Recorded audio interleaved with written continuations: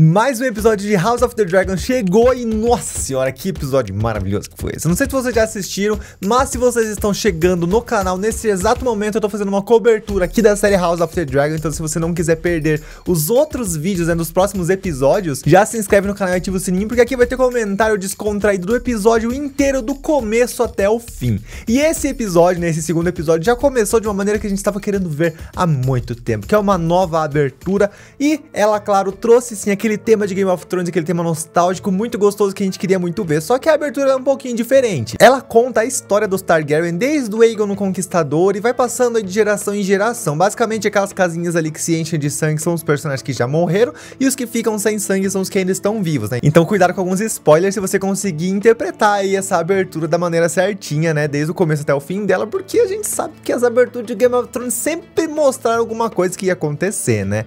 Mas basicamente depois disso a gente já começa o episódio com uma batalha lá num lago. Basicamente essa batalha é feita ali pelo engorda caranguejo, que a gente descobre ao longo desse episódio, e ele coloca ali alguns crustáceos pra matar ali as pessoas. Isso é bem brutal e tudo mais, mas isso claro que é um gatilho, né, e um fator aqui de curiosidade pra que o episódio se desenvolva em cima disso, porque logo na sequência a gente muda lá pra Porto Real, onde a gente tá no conselho novamente do rei Viserys I, onde a Rhaenyra está o quê? Servindo cafezinho pros machos, né, novamente, porque ela ainda não tomou basicamente sua posição de governança aqui no reino. E o tema principal deles aqui é basicamente tentar entender quem que vai ser o novo cara que vai entrar na guarda real do rei.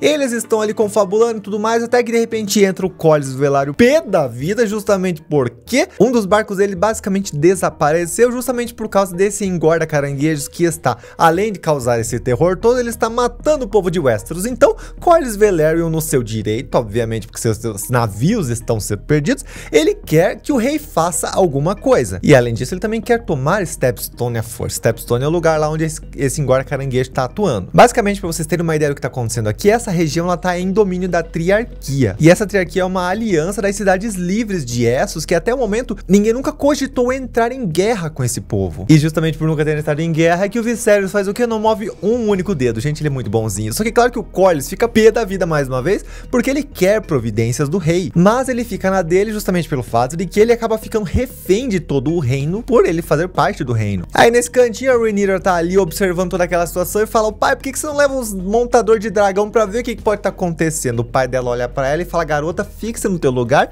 não te meta-se nessas conversas que não te competeces. Vai te cuidar da guarda real e procura-te o teu próprio guarda. Basicamente isso que ele falou, não com esse sotaque, né? Basicamente ele mandou ela cuidar da guarda, né, e procurar o próprio guarda e tudo mais. Então a Rhaenyra vai lá e começa a observar quem são os candidatos dessa guarda real. Ela olha ali todos os candidatos, basicamente eles têm o mesmo currículo, até que ela olha quem? O Criston Cole, que participou lá no primeiro episódio naquele combate basicamente brutal, onde ele derrotou o Daemon Targaryen. Ela se encanta com ele, né, um jovem bonito, aquela pele monange, sedosa de bebê, aquele cabelo liso, e claro, ele tem uma experiência em combate, então ela acaba escolhendo ele para ser parte da guarda real e consequentemente vai ser o cara que vai proteger ela ao longo dos episódios. Só que enquanto tudo estava acontecendo, a Rhaenyra não sabia que o rei Viserys ainda estava se encontrando com a Alicent Hightower. Só que nesse ponto da história aqui, né, já se passaram alguns meses depois do primeiro episódio, a relação deles está um pouquinho mais íntima, eles estão bem mais próximos. Ele tá ali mostrando a maquete que ele tá criando pra Alicent, só que no meio da história ele acaba pedindo pra Alicent não contar ali pra Rhaenyra o que eles estão conversando, porque talvez a Rhaenyra não entenda muito bem as conversas que eles estão tendo. Nesse meio tempo ele também acaba contando ali pra Alicent o que eles conversam lá nos conselhos, né, e tudo mais. Trocam até presentinhos entre si. Só que obviamente que a Alicent Hightower está bem desconfortável com toda essa situação, porque vamos lembrar que tudo isso começou por causa de influências do pai dela que mandou ela conversar com o rei. Só que a Alicent deve estar com esse negócio pesando aqui dentro dela. O que ela decide fazer? Ela vai orar. E ela leva a Rhaenyra pra orar também. Só que a Rhaenyra não sabe muito bem, então a Alicent aproveita esse momento pra ensinar a Rhaenyra como é que ora. Aí você pensa, meu Deus, mas obviamente que ela está orando, ela está pedindo perdão ao Deus ali de Game of Thrones por estar mentindo pra sua melhor amiga. E além disso, ela tem que ver a Rhaenyra chorando pra ela, porque a Rhaenyra tá com um confronto interno ali muito grande, porque ela tá tendo que absorver toda essa carga muito rápido, e além disso, ela tá bem distante do pai dela depois que ele nomeou ela como herdeira. E né, a gente tem que sim observar que é uma amizade muito bonita, elas são praticamente irmãs ali, elas cresceram juntas, só que pena que tudo isso vai mudar daqui a pouquinho. Mas beleza, deixa elas ali rezando, porque o rei Viserys, ele tá ali com aquele remorsinho de ter entrado num conflito conflito ali no começo do episódio com o Corlys Velaryon, então eles decidem ir lá conversar um com o outro. Vão lá no quintal, se juntam o Viserys junto com a Rhaenys Targaryen e o Corlys, eles começam ali a conversar. O Corlys, nesse ponto da história, lista ali pro rei as consequências da atitude dele em nomear a Rhaenyra para o reino, né? Isso tá fazendo com que a coroa, né, o reino como um todo, se mostre vulnerável perante as pessoas. Olha só o que o povo pensa da Rhaenyra como herdeira. Aí o Corlys Velaryon, pra tentar apaziguar toda essa situação, né, porque querendo ou não, o rei ele que é um rei conciliador, é praticamente um Tommen Lannister, ele praticamente não move um dedo para fazer alguma coisa, então o Corlys está tentando fazer. O que ele faz? Ele tenta propor uma melhoria para o reino, e essa melhoria seria a união das famílias Velaryon com Targaryen. Só que para isso o rei Viserys teria que se casar com a filha do Corlys, com a Rhaenys, e a filha é a Laena Velaryon, que tem somente 12 anos de idade. O Viserys fica meio desconcertado com esse tipo de proposta, mas ele coloca ele na cabeça dele e pensa, opa, vou cogitar essa hipótese, porque querendo ou não, ele ainda não tem uma pretendente pro trono. Aí o episódio vai fluindo, ele tem ali uma reaproximação com a Rhaenyra, né, eles comentam sobre os êxitos da Rhaenyra em conseguir escolher, né, tomar a sua primeira decisão ali na escolha da guarda real e tudo mais, só que na sequência a gente vê o Viserys sofrendo ali com mais um ferimento, porque lá no episódio anterior, quando ele teve aquela briga com o Daemon, ele acabou se cortando, e esse corte está piorando, e o dedo dele nesse ponto da história está praticamente apodrecendo. Eu suspeito que o rei tenha diabetes, ou então aquelas espadas enferrujadas com maresia daquele mar ali ao redor, deve estar tudo podre aquele negócio, ele deve estar com alguma coisa dentro do corpo dele, mas eu acho que é diabetes. Enfim, nessa reunião aí onde ele tá tentando se curar, né, ele bota até a mão dele dentro de umas larvas ali pra tentar fazer com que as larvas comam a pele podre do dedo dele e tudo mais, ele conta pro Otto Hightower, lembre-se que ele é uma cobra venenosa, uma cascavel, ele conta pro Otto Hightower os planos do Corlys Velaryon para com as duas famílias, e obviamente que o Otto Hightower não gosta muito da notícia, por quê? Porque ele sabe que o plano dele, o golpe de estado que ele está tentando dar, pode estar indo por água abaixo se o plano do Corlys Velaryon se concretizar. Mas ele deixa isso meio quietinho por enquanto, deixa o Viserys andar ali pra ver onde que isso vai dar. A sequência disso é o Viserys indo conhecer um pouquinho mais a Laena Velaryon. E aqui ele nitidamente se mostra desconfortável, porque ele é um senhor, claro que nos livros ele não é um senhor, né? Ele é um cara mais jovem e tudo mais, só que a Laena Velaryon, cara, é uma criancinha de 12 anos,